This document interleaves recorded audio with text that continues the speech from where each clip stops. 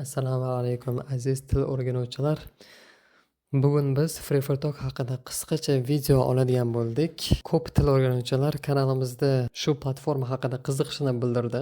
Birinchi marta FreeForTalkni ochganingizda FreeForTalk degan belgicha turgan bo'ladi. O'rtada esa Language Practice Community deb yozib qo'ygan bo'ladi va o'ng tomonda siz Sign in tugmasini ko'rasiz. Biz shu tugmaga bosamiz va akkauntimizni registratsiya qilamiz. Gmail akkauntni o'zi yetadi. Mana men registratsiya qildim. Ko'rib turganingizdek, meni profilimning nickname'i Umar va yonida rasm bor. Xona yoki qo'ng'iroq yaratish uchun men Create a new group degan joyga bosaman va menda mana shunaqa oyna ochiladi. Topic, maximum people, language va level. Men hali topicga teya olmayman, chunki mening profilim yangi.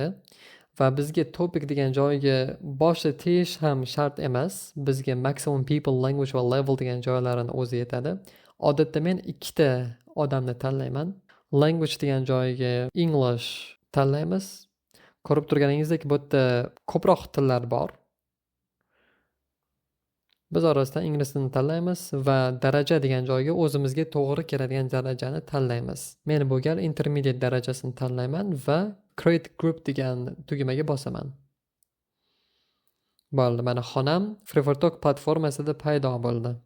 Ko'rib turganingizdek, mening xonam qizil sozlamalar belgichasi bilan turibdi. Boshqa odamlarning xonalari esa ko'k sozlamalar bilan belgilangan.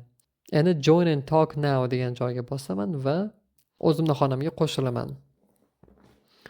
Qo'shilganimizdan keyin mikrofonni yoqib qo'ysak bo'ladi va biz boshqa til o'rganuvchi kirishini kutamiz. Kirishganida ingliz tilida gapirishni boshlaymiz. Xuddi shunday siz tilingizni suhbat orqali til o'rganuvchilar bilan rivojlantirsangiz bo'ladi.